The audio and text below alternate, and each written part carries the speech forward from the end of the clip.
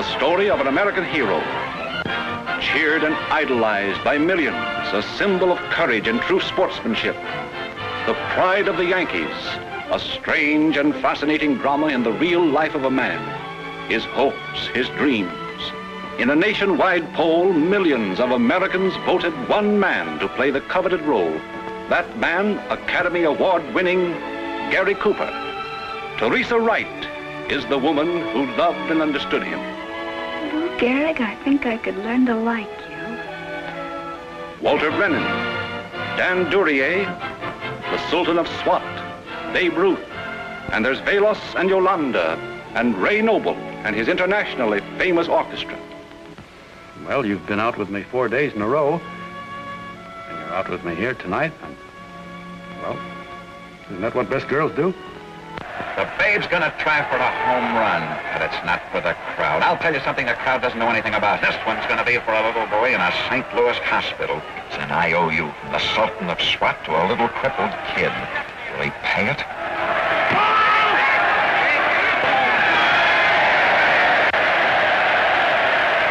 Today I consider myself the luckiest man on the face of the earth.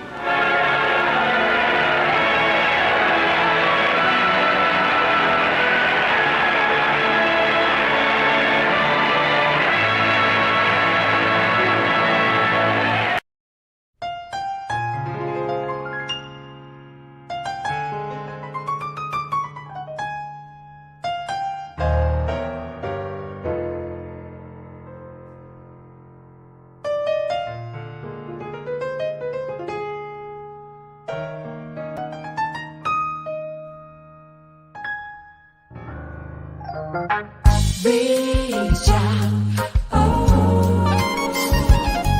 Ray and Steve. Reach out, with Ray and Steve.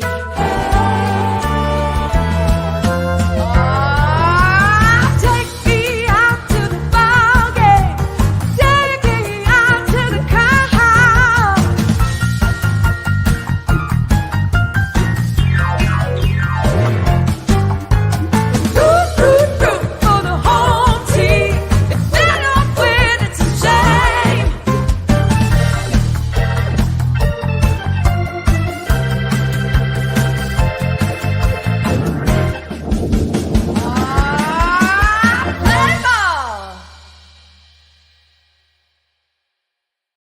Hi, everybody, and a very pleasant good evening to you wherever you may be, and welcome to Reach Out with Ray and Steve. And, of course, we are the show where the East meets the West, the Yankees meet the Dodgers, baseball meets music, and we all come together for community. All right, everybody, it's time for Ray and Steve. I don't know if Ray is there, but I know Steve is there. Come on in, brother. Hey, Dodger Blue Robbie. How you doing, man? I'm good. You know what? Your teams, those East Coast teams are starting to the Mets finally passed up the Dodgers in the National League. I see that. And you had the Metsies there for the weekend. There's the standings right there. The Yankees 39-15, the Mets 37-19, 35-19 for the Dodger boys, but all great records, actually. Yeah, I mean, they're all in first place. Yes, but we had 4 games at Dodger Stadium with the Mets. We won the first 2 games, then we lost 2 games. It was tough. I know. Dodgers are not playing very good baseball. You know, I went to see him the other night.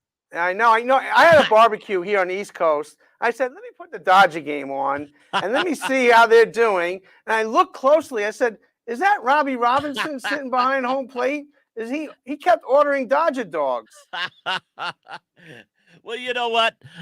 They should have. I had the best seats in that. Well, maybe not the best. See if you could show up one of those pictures of that, Carmine. Do you have any pictures of that game? Yeah, there was one game. There was one picture you were sitting behind home plate. I think we saw it before, but I was checking it out. I said, that looks like Robbie. I know Memorial Day. He couldn't be there. There he is. Well, and by the way, that's Chris Montez went to the game with. We were sitting. Yeah, he looks familiar. our buddy. But, the crazy thing was the Dodgers lost 3 in a row to the lowly Pittsburgh Pirates. They should have had me sitting next to Dave Roberts in the dugout so I could coach him a little bit. I know. I thought you were going to do the gun, but then I said it can't be Robbie because I always see Robbie with a keyboard in front of him. I never see him. And there's no keyboard there. That's the place where Mike Brito, the famous scout who discovered Fernando Valenzuela, he would sit there with a gun for decades in that position right there. Wow. Now, how good are those Dodger dogs? I've never been there, but I've heard a lot of good things about it. Dodger dogs are the best dogs in MLB. All 30 teams, they're tops of the list. They really are. And I think that that's out there. You Google what's the best hot dog in MLB, and you'll come up with Dodger dogs. I guess it has to be Dodger dogs. But you know what? It's all about baseball. It's all about the music. But before we get started, when you watch our intro, you see Robbie, you see Ray, you see myself, but you also see this young lady, Sarah Nimitz, and she's very close to you. And I think she has a birthday coming up. You know what? She's not going to be a little girl anymore. She's going to be 30 years old tomorrow, June the 7th. 30 years old. Wow. I can't believe she's now passed me up officially in age. No. And I think she's touring on the other side of the pond, I saw. She's doing some great things. She's touring all over Europe right now. And she was over there touring for 6 weeks, something like that. Yes. So she's a busy young lady. And the world is her oyster. That's right. When you collaborate with her, I mean, during the pandemic, the heat of the pandemic, you guys put some great stuff together. Was it complicated to do it during the pandemic virtually with your skills and talent and hers? Oh, I don't know. You know what? It's like anything in life. You roll up your sleeves and you do it. And during the pandemic, after being a touring musician for almost a half a century, running around the world playing concerts, then all of a sudden, almost overnight, the concerts were over. And so I just retreated into my studio, which is I'm in the studio right now. And I retreated here and I just rolled up my sleeves and made music, and we're able to collaborate with people all over the world. And you know what? That's what allowed us to initiate this Reach Out with Ray and Steve. That's right. And speaking of Ray, now he's not next to me, but he's going to be coming here momentarily. But he's a busy guy. He's working for the Yankees. He's writing books. He's in movies. He's in the community. But now he's managing a baseball team. Can you believe this? He's managing a baseball team. Collegians, it's Thurman Munson, the Munson Disciples. Wow. And located here on Long Island. They're coming, a lot of college athletes are coming together to play baseball. I believe they're 3-0, and he's on the field on his way here. But we have a little video with Dom Scala, our friend of the show, threw out the first pitch to Ray's game the other day. Let's check it out. Cool. Just tell a little bit about Thurman, your experience. Don't throw it yet. Okay, guys. First of all, thanks for having me here today. If you don't know who I am, my name is Dom Scala. I was with the Yankees from 1978 to 1986. Also a college coach at Cal Fire University for 18 years. Thurman and I were very, very good friends. And Thurman was the epitome of a player that played hard and played hurt all the time. But the biggest thing about him is that he was our leader and our captain, and he would do anything for any of the ball players, for any of his teammates. So if I could just leave you with anything, these are all of your brothers here, and you should do anything you can to help each other out at all times. Okay, guys? Thank you, John. You ready? Hopefully I can hit throw and strike. Yeah. Thank you. Good luck to everybody, guys. Thank you, Coach. Good luck, Coach. I see some baseballs, gentlemen. Yes, got him right here. Are we splitting them both ways? I don't, that's Tom. I couldn't reach one of them. I know. What do you want to start with? Green, four? Or do we split? What? Home team supply the Yeah, home baseballs, team or we supplies. split? Home team supplies. Eddie, you got one, right? No, I just gave it Tom. That was awesome. Isn't that awesome? By the way, did you notice those logos and the color scheme of that team? Yeah, I know. I knew you were going to jump right in there. I knew you were going to compliment Ray first and then go right into the uniform. I knew it. Not bad, not bad. Hey, But America's team, the Dodgers, man. America's team. That's right. And Hey, you were there I was in. to You know what? witness. We saw it. I was in Kansas City yesterday, and flying back to L.A. because we were all over the Midwest, and the ticket the at the counter, the ticket agent in Kansas City was wearing a Dodger jersey. Wow. I told her, I said, America's team, because she saw my America's team. Any chance you have America's team there. But we started this show off with the pride of the Yankees, and we have two special guests that are coming on a little later in the show, Maria Cooper Janis and Maestro Byron Janis. And they were at Yankee Stadium a couple of nights ago for Lou Gehrig Day, and Maria threw out the first pitch, just like Dom did. But she did it a Yankee way, not a Dodger way. She did a Yankee way. So we're going to hear from them in a little while. But we have to make an announcement because this show, after 2 years, we're going to switch it a little bit. We're going from Monday nights to Wednesday nights starting next week because we've been asked to do this show on radio and live stream like we've been doing it. So we're going to broadcast live in the Clearwater, St. Petersburg, Tampa area every Wednesday, same time from 7 to 8 p.m. Eastern Standard Time. It'll still be on BronxNet and Cablevision, on YouTube, on Facebook, and we'll still be sharing it. But we're going to potentially have 3.5 million more people checking us out. Wow, that's really cool. Tan Talk Radio Network. And I love that Tampa area, and I know that we have a lot of music friends out there. We can get them to come in. Yeah. You know a lot of people. Ray knows a lot of people. And it's great. I love the show because of you and Ray, your spirit, but you also create memories for so many people. I know Ray does it all the time, and you do too, creating memories with the music you play, but also the spirit that you have within the church, within your family, and Ray's the same way. So this show is a blessing. So I am really looking forward to moving to Wednesdays and sharing that love in the Florida area. That's going to be great. And whoever's watching right now better call their friends because we're going to have special memories on this show today. Because as you mentioned earlier, Maestro Byron Janis and Maria Cooper Janis are going to be on this show. And that is really special stuff. Yeah. Real quick, Robbie, before we get into a different segment, before they come on, what's your impressions of Maestro Byron Janis there? Because he's a legend. He wrote a book. But musically, he's been out there for so long, and I know you admire him for a long time. He is a genius with a capital G. I mean, this guy is one of the great classical pianists of all time, an absolute genius and an overcomer, too, and who relates in many ways to baseball stars from Thurman Munson to Lou Gehrig, and the fact that this guy overcame a horrible case of arthritis as a piano player, and he continued to play. And so, but beyond that, I mean, he's a genius. He's a musical genius. That's right. And we were hoping to get before they come on, we were hoping to get Gio Urshela onto the show tonight because the Twins are off. He's a Minnesota Twin now, and the Yankees are in Minnesota this week on Tuesday, Wednesday, Thursday, the 7th, 8th, and 9th. And we're going to get reacquainted with Gary Sanchez and Gio Urshela.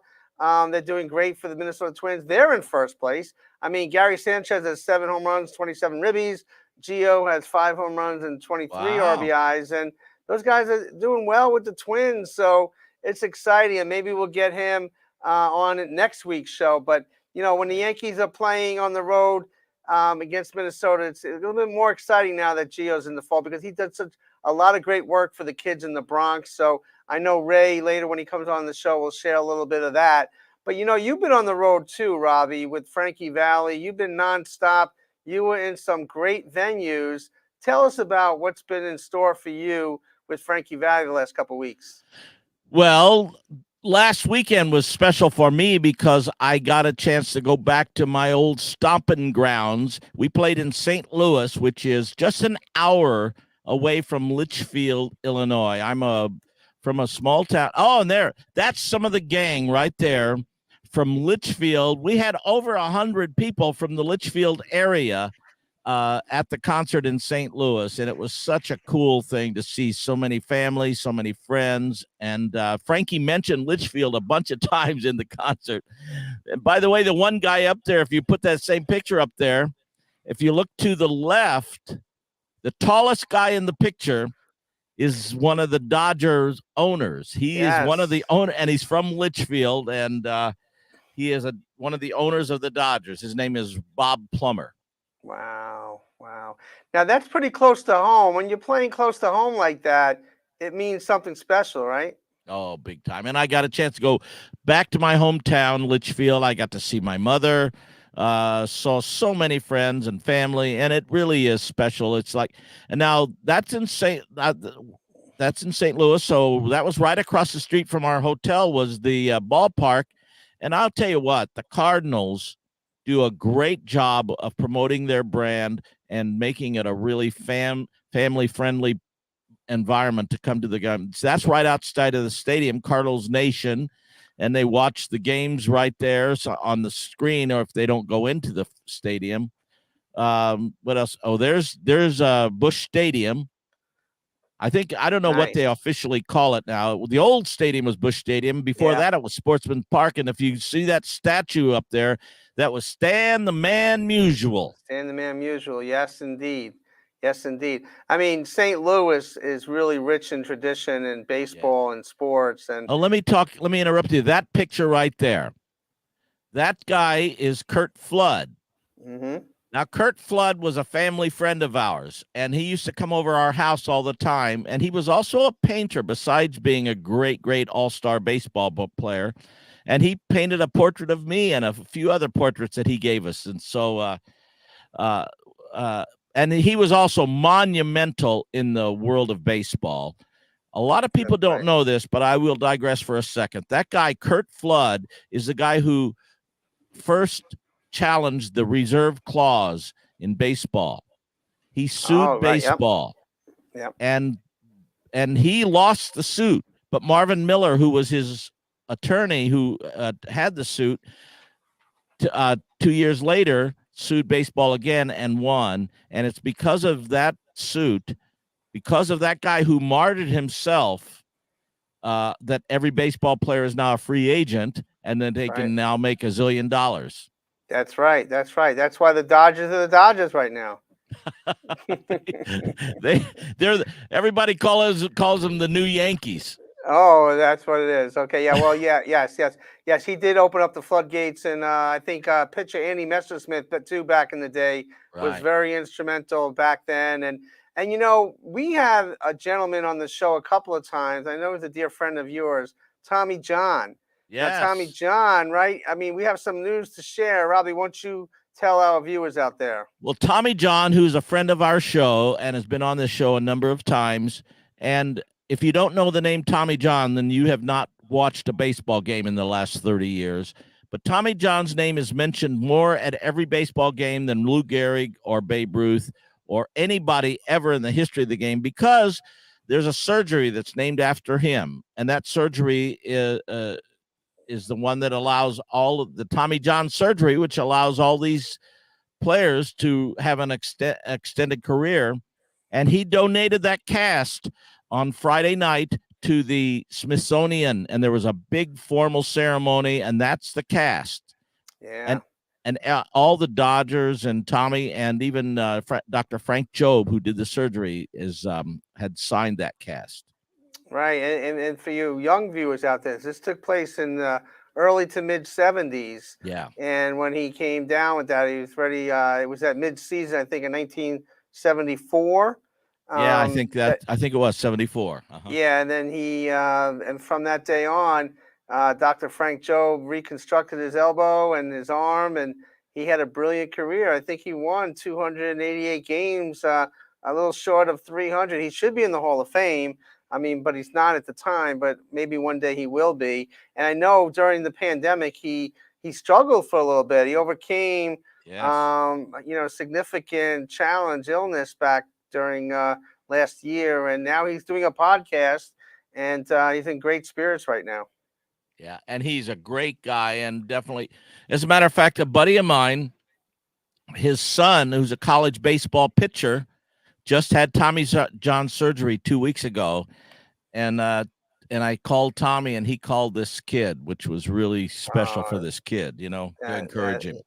That's cool. So we started off a few minutes ago, talking about the concerts with Frankie Valli recently, and I think there we go. There's some behind the scenes thing. What's going on here, Robbie? We're at sound check, and Frankie's reading me the riot act. He said, "We're not going to have that Ray Negron around. Keep him away." And you're saying, yeah, and you say, yes, sir. He will have no part of this tonight. No, and that's at the sound check too. That's in St. Louis, my old stomping grounds. Oh, and we played at a beautiful place called the Stiefel Theater, and it used to be the Kiel Opera House. That's part of the concert there. And we just had a jam-packed audience, and they were rocking and rolling. Well, we have a couple of video clips. Frankie there. Look at him, 88 years younger, huh? He looks way better than you. You wearing a Dodgers uniform. He's wearing this. Looking good. Looking good. I know.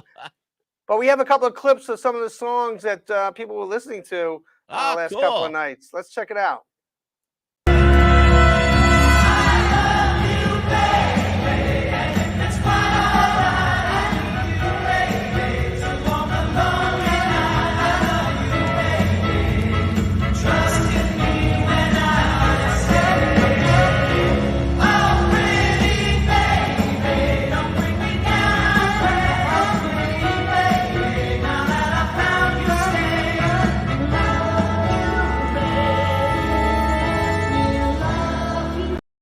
I know Ray would be singing right now with the. But when you're on stage like that, when you see the fans in this audience singing to that music after all these years standing up, and it must be exciting to see that every night. It is, to play on stage in front of thousands of people like that who are singing along and encouraging along and clapping and dancing along is so. It inspires you, and then it's a reciprocal thing, and you inspire them, and they inspire you, and it just kind of mushrooms up into this amazing experience. Let's check out another song from the concert.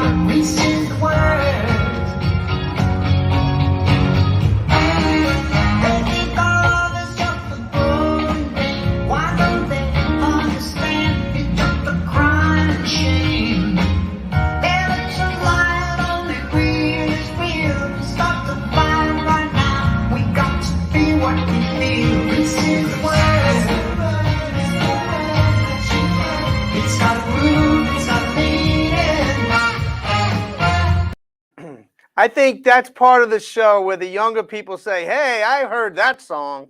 That's right. Well, plus, it's crazy. The song "Beggin'" was just a #1 song this year. I know. And so they know that, and they know "Can't Take My Eyes Off You" because it was a #1 song by Surf Mesa last year and also by Pitbull last year. That's right. That's right. You must see when you guys start playing Grease, the energy level really picks up quickly. Everybody loves Grease, no question about it. And he sounds pretty good for 88 years old, you think? Oh, my goodness. He sounds great. And we have one more clip to show our viewers out there.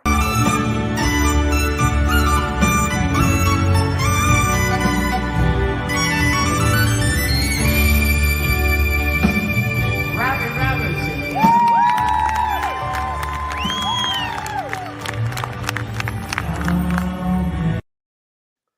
Yep. Wow. Rock and roll, baby. So all these years, Robbie, to have a friendship and a relationship with your boss, with Frankie Valli, and when he mentions your name and the other band members each show, it still must really feel great, to really have you guys are like a family. Yeah, it is a family. A band becomes a family on the road like that. Right. And because you're living and eating together and all that, hanging out so traveling much together. And, Wow. oh, there we go. Yeah, see, we're really roughing it out there, you know? Is that JetBlue? I can't tell. It's private JetBlue. Oh, okay, private JetBlue. There we go. That's the way to go. I've just seen pictures, it's great. But, well, that's how Ray travels around. I know that he does he's an actor and he's a movie star. He's managing teams. He's just writing books. He's way out there all the time. He's I'm just got holding down his the fort pilot. here. He's That's got his right. pilot who just waits for him to arrive at the airport, and he gets on the plane. There we go. There we go. But you know what? He'll join us shortly. But Robbie, the work, the music that you provide, you're still going out there. I believe you're going to be in Denver, Colorado next go around, right? Yep, we're this weekend we're in Denver and Colorado Springs, and then towards the end of the month we're heading across the pond. We're playing all over the UK, and we're going to be in London 2 nights at the Royal Albert Hall, which is one of the great venues in all the world. And I wonder if Maestro Janis has performed there, because almost every great classical artist since 1860 has performed at Royal Albert Hall, and we're going to be there. And I get to conduct the Royal Philharmonic Orchestra there for 2 nights. Wow, that is something else. That is memories right there, Robbie. And I know after all these years, it never gets old for you, right? You know what? I'm blessed. I get to do what I love to do every day of my life. And my prayer is out there for everybody who's watching and listening, that you get to do whatever you love to do, because life is too short. Life is definitely short, and we all should pursue our passion. I know that that's what Maestro Byron Janis has done. He's pursued his passion. I know, Steve, that's what you're doing, is pursuing your passion. And I know that our brother Ray Negron has always pursued his passion. That's right. This is Reach Out with tonight, Robbie and Steve, and Ray will join us in a few minutes. And next week, we'll be doing this live every Wednesday night from 7 to 8 p.m. Eastern Standard Time. And so you Floridians, get ready for our show. We can't wait to see you all. But you know what? The other day was Lou Gehrig Day all across Major League Baseball. And at Yankee Stadium, obviously, was more meaningful because of Lou Gehrig and the whole connection with the New York Yankees and how it affected him and the pride of the Yankees and all that. Before we get into all that, we want to kind of educate a little bit for the people out there, for the young people, what ALS really is. Let's check out this little video. Welcome to 2 Minute Neuroscience, where I simplistically explain neuroscience topics in 2 minutes or less. In this installment, I will discuss amyotrophic lateral sclerosis, or ALS.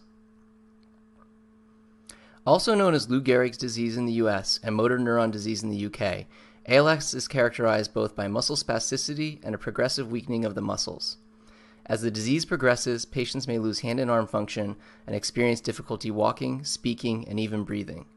Respiratory failure is often the cause of death, and the average survival time from diagnosis is around 3 to 5 years. Although some cases of ALS are inherited, in the vast majority of cases the cause of ALS is unknown. ALS is a neurodegenerative disorder, meaning it is characterized by the degeneration and death of neurons. Specifically, the affected neurons in ALS are called upper and lower motor neurons. Upper motor neurons extend from the cerebral cortex or brainstem and carry motor information down to the spinal cord. Lower motor neurons extend from the spinal cord or brainstem to skeletal muscle to cause movement. Degeneration of upper motor neurons often is responsible for spasticity and modest weakness, but degeneration of lower motor neurons causes more disabling weakness. As the motor neurons stop working, muscles also begin to atrophy. Mutations in several genes have been linked to the development of ALS, but the effects of the mutations are not completely clear, and the mechanism that causes neurodegeneration in ALS is still not understood. Similar to other neurodegenerative diseases like Alzheimer's disease, ALS is characterized by the accumulation of dysfunctional proteins within neurons. Although the impact of these protein groups or aggregates is unclear, it is hypothesized that they could impair neuronal function. There also are a number of other mechanisms proposed to play a role in neurodegeneration in ALS, and it is likely more than one is involved. Wow, that was informative. Yes, yes, it is. And so many people have been afflicted with that. We've been doing this Bat Boy play. I mean, outside the pandemic, we did about 30 performances, and majority of the proceeds have gone back to support individuals afflicted with ALS. So having going through that, and Ray Negron has been with the Yankees for almost 50 years now. So he's deeply connected with the Yankee community, with the Bronx community. But we've also reached out to several individuals that were really afflicted with ALS, and some of them are not here today. And, our guest tonight, we're honored to have Maria Cooper Janis and Maestro Byron Janis join us, because they were a big part of Yankee Stadium the other night on Lou Gehrig Day. There they are. Look Wow. at that happy couple. I mean, it That's was great. fantastic. It was wonderful. And these two and their family and friends were out there in full force supporting ALS and talking to people that were on the field. And they greeted everybody in the suite there after the first pitch that Maria threw. And Byron was right on the field, right there with her. And I Wow. understand that Byron's going to be at Yankee Stadium performing on August 20th, but we'll let them share. He has a book out there that's been out there for a long time. You got to check his book out. But let's bring on Maria and Byron right now, Maestro Byron. I know they're waiting anxiously backstage, and we hope that Ray will join us real soon. So welcome to the show.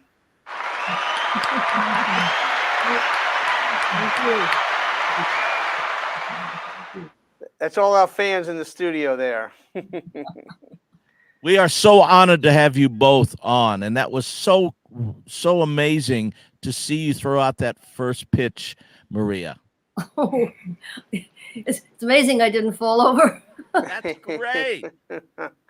But when you got the call to throw out the first pitch, what was your first reaction when the Yankees notified you? I was terribly excited and terribly honored, and you know, not from me. It was really, I mean, it was Lou Gehrig and my father who was so honored to have been able to portray Lou Gehrig in the movie, The Pride of the Yankees. Yes. At the beginning of the show, we showed the trailer for the original Pride of the Yankees movie, and it's a classic. But also how he portrayed Lou Gehrig and the class of Lou Gehrig and the Gehrig family is second to none. It is one of the greatest movies ever made. And for you to be a part of that day last week, both of you, must have been an honor for yourself, but also brought back a lot of memories for people in the stands that night. Oh, Well, I love that. It was wonderful. I mean, Byron is a huge baseball fan, all of your life. Since I was 5. 5 Wow. years old. Wow.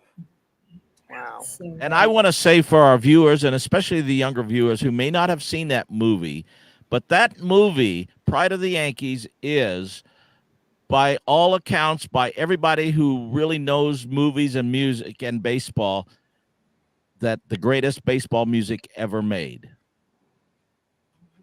Greatest baseball movie ever made. That's right.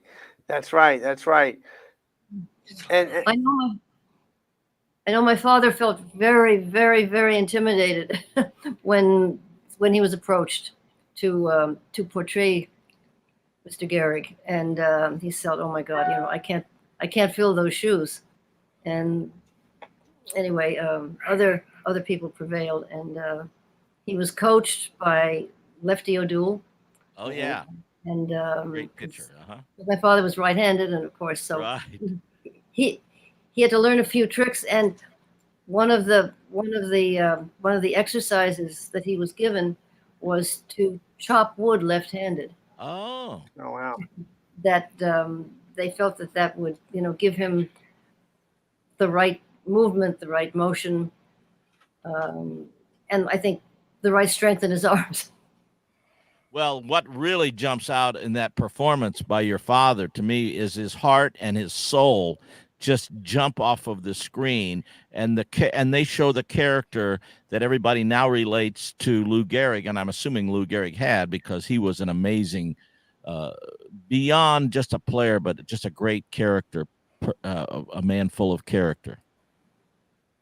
Well, I think he showed that in the way he handled, you know, his deadly diagnosis. Just, yes. You know, it's easy to be wonderful and loving and generous when things are going well, but yeah, to be given a blow to your soul, like right. an illness like that, and to carry on with your life like he did. I mean, I would say, I'm not making an equation, but you know, when my husband was diagnosed with psoriatic arthritis in both hands and wrists, for a concert pianist, oh my God, that's something that you live with, and as Byron has overcome for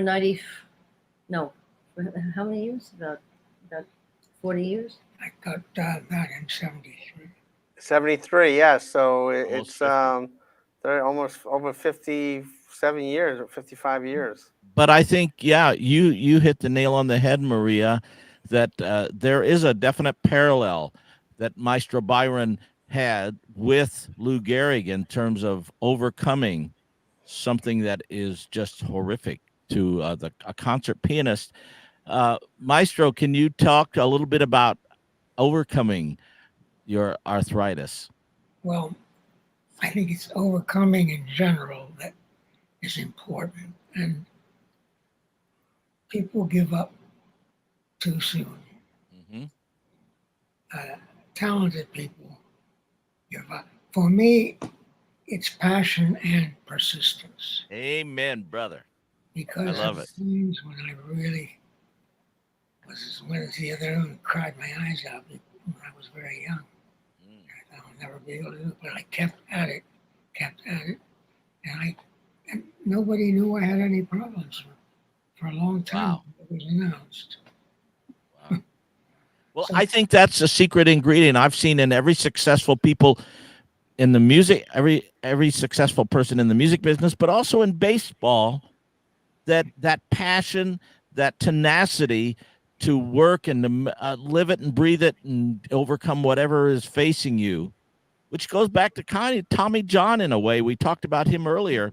You know, when Tommy John, who just donated, I don't know if you saw, but he just donated his cast to the Smithsonian. Tommy John was given 100-1 odds that he was going to ever pitch again.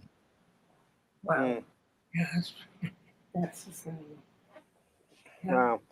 What? Well, you heard, Byron, you had the same thing said to you. Actually, at the age of, I think, at the age of 11, Byron had an accident. His hand went through a glass door, pulled it out, and his left little finger was almost completely severed. And you just remembered, as the doctor was trying to sew it up, remember hearing them saying, well, there goes that career. Wow. And clearly under your breath, you said, your 11-year-old breath, damn the torpedoes, because, that wasn't about to stop you. Well, you got to have a strong mind, which I was blessed with. I just didn't accept it. Yeah. You're going to do it, but you're going to do it right. Otherwise, you're not going to do it. I love it. So So you're going to perform, I understand, then. Can you tell us about that at Yankee Stadium? Yes, well, I've been composing a lot lately, and I've written a lot of songs. A couple of shows, as a matter of fact, which may hit New York one day soon. But I liked writing songs when I was a child. I just would sit down and improvise something. And anyway, so I've been like writing songs. But I've written a song called What is two titles? Song for Hero. Pardon? Hero. Heroes Passing By. That's right. Oh, love it. And I dedicated it to Maria's father because he certainly took the role, I think, of a hero. He was a absolutely.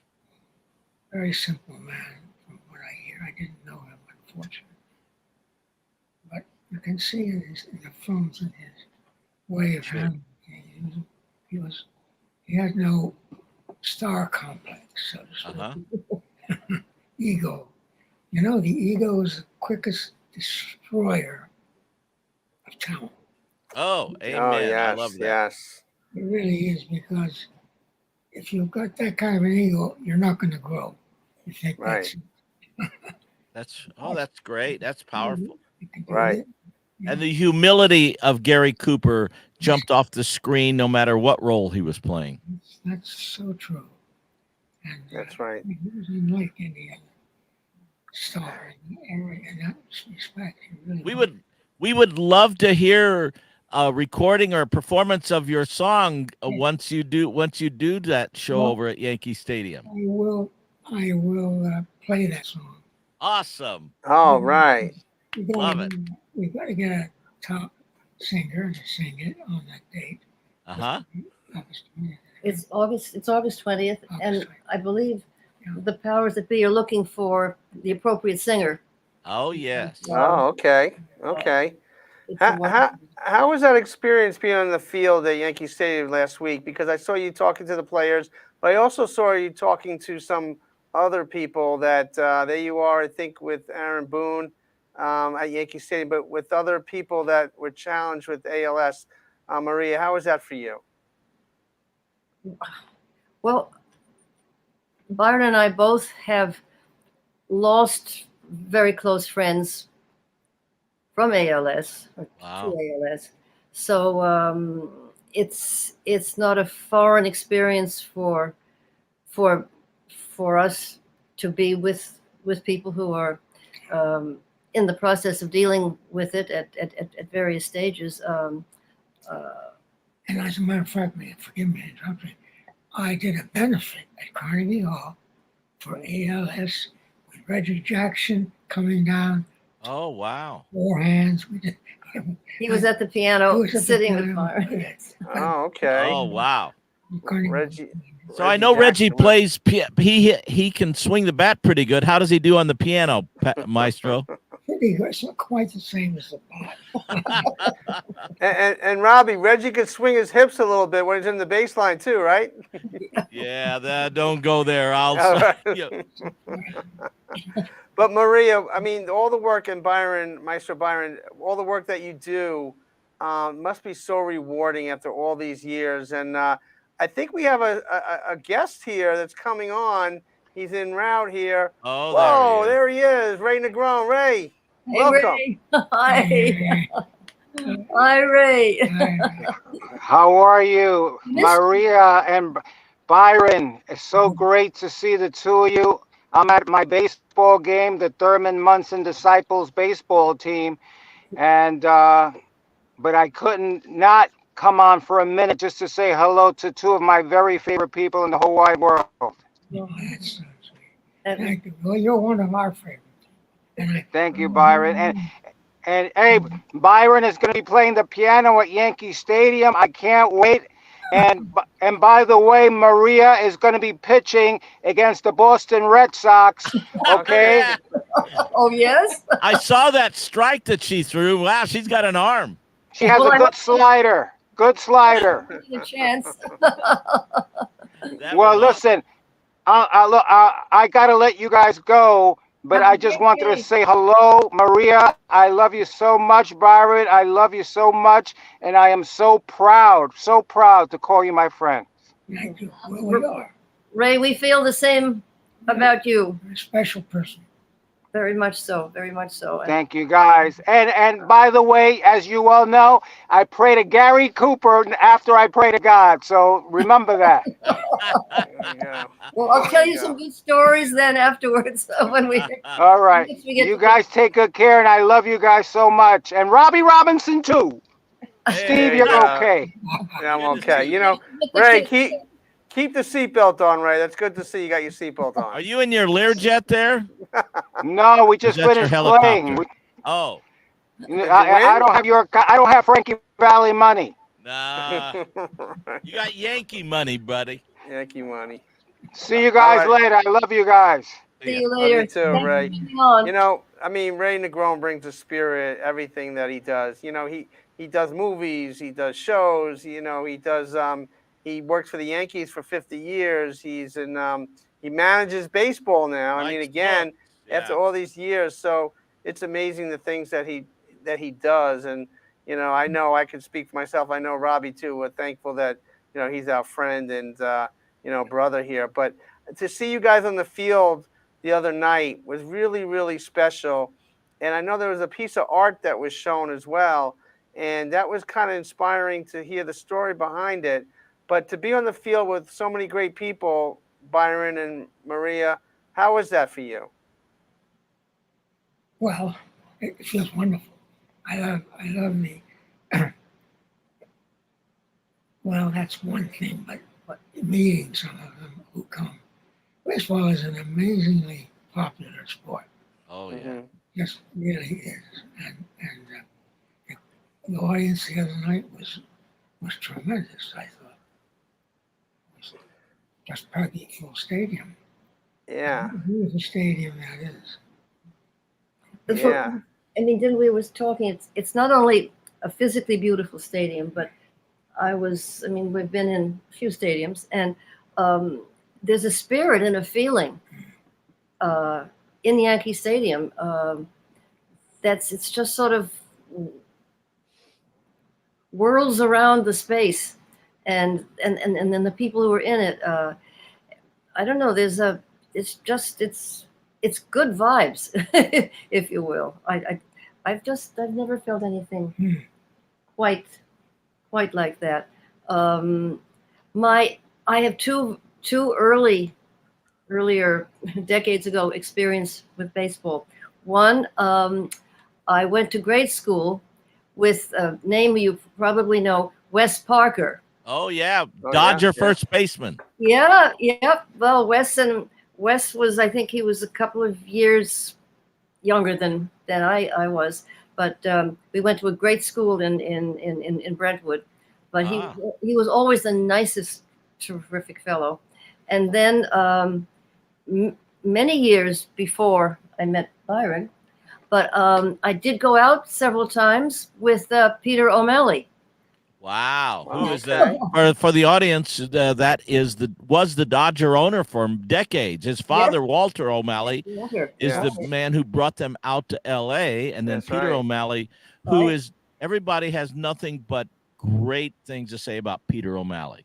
He was so sweet, and if I can say, out in Hollywood, so unspoiled himself, and loved the game, and loved everything that his father had built, and then he continued with it, and he took me to a lot of games, and I was but then I remember I told Byron you were interested. My parents were very close friends of a man named Dan Topping, who was a previous owner of the Yankees. Oh, wow. And Dan was in California, and there was a little baseball field sort of in between West Hollywood and Beverly Hills. And he invited us to a game, and he said to my father, he said, "I've just signed this kid." He said, "He's over there in the field. Watch him. I think he's going to be one of the great ones." And my father said, "What's his name?" And Dan said, Mickey Mantle. Oh, wow. So, wow. Now, I have a question, because you mentioned Yankee Stadium. When they did that scene, the iconic scene of the "I'm the luckiest man alive" speech that your father did, and I think it must be word for word, but that was done in Yankee Stadium, wasn't it? It must have been, right? Was that shot in Yankee Stadium? I've got to be honest, I don't know. I wasn't old enough to be around the set and all that. They had all the ball players there, and Babe Ruth and Mayor LaGuardia and all those people. Yeah. That's right. The one thing was very emotional for my father was during the war, and a lot of Hollywood actors went to the South Pacific to entertain the troops. Yes. And my father went, and he was kind of embarrassed and very, very nervous, because he said to the generals and the powers that be, he said, "Look, I'm not Bob Hope. I don't tell jokes. I don't look like Betty Grable. I'm not a pinup model." He said, "What could I possibly do for the troops? I don't sing. I don't dance." And the general said, "Coop, the guys, they all want to hear you deliver the Lou Gehrig speech." Yes.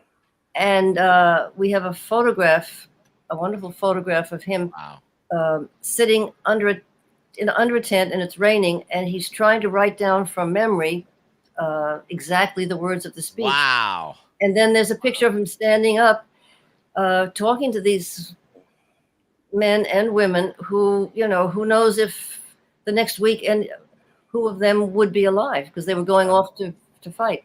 So I think that was probably one of the most most emotional periods of my father's life was doing that particular thing, because it wedded him to Lou Gehrig and something bigger, which is courage in the face of death. Yes, Right. that speech is amazing. If I can tell you one of the greatest moments in my life. Yes, please, Maestro. I went to school in New York, a school called Columbia Grammar, which was a very fine school. And I had a scholarship there. And I never went out in the afternoon. The boys were all taken to Central Park and they played softball and so on. And I never, I couldn't do it because I went home to practice. Yeah. Okay, so I didn't. But one day, I wanted to. You cut class. I cut. So I said, no, I cut piano. You cut piano. So I went. So I said, look, I'd like to come out with you. Oh, wonderful, fine. But they chose a team. They held it back, and it was a softball. And each member of the team was chosen by where his hand was. Right there. And nobody, of course, wanted me. They didn't want the piano player, huh? That's really true. Yeah. And finally, it was almost over at the end. There was no room. But one of them said, okay, we'll take him. We'll take him.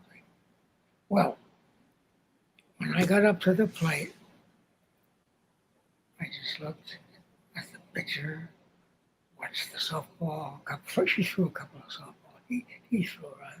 And the third one, I said, that's a good pitch. I hit it and hit a double.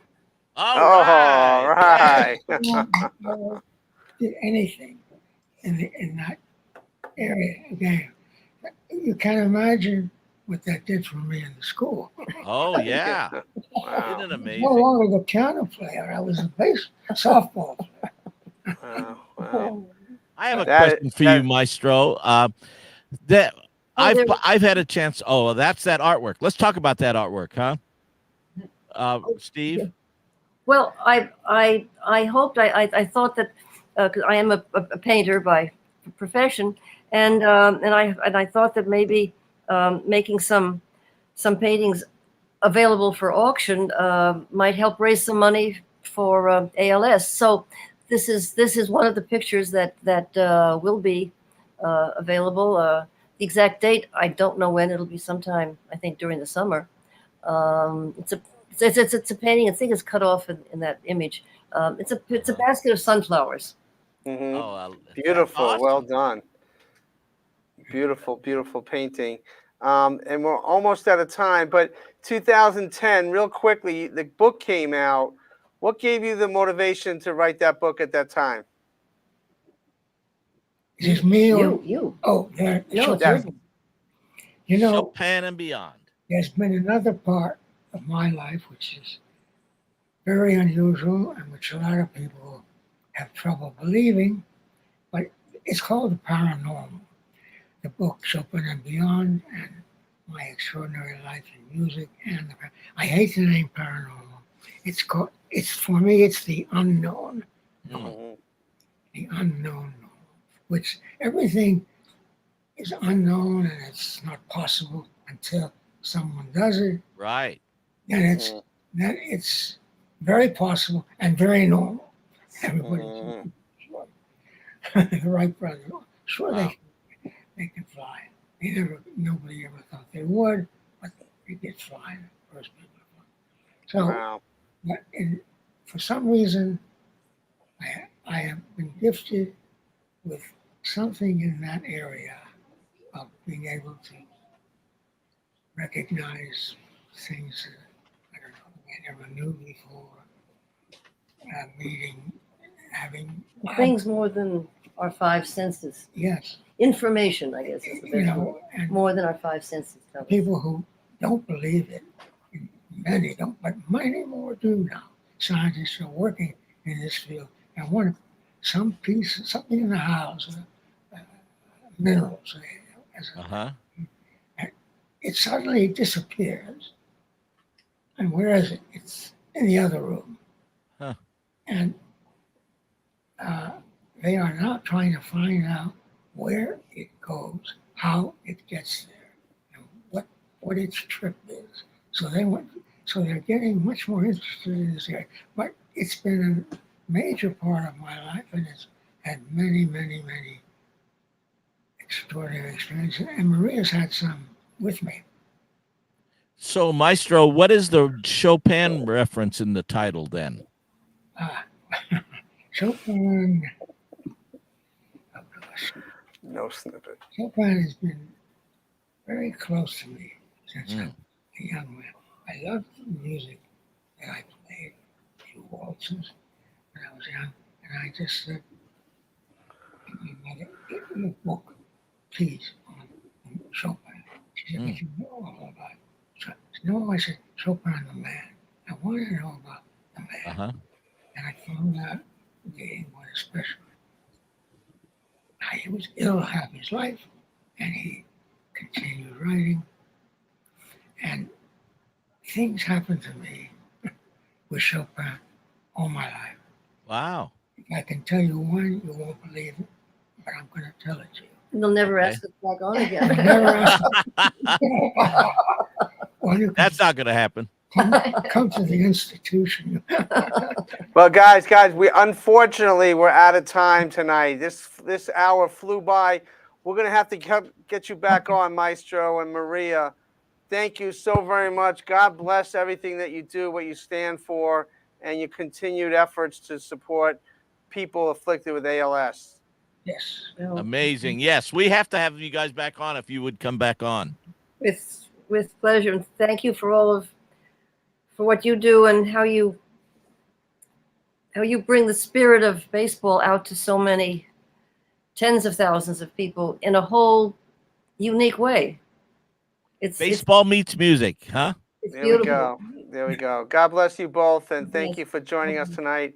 There Thank you go. you. There's another Mickey Rivers there.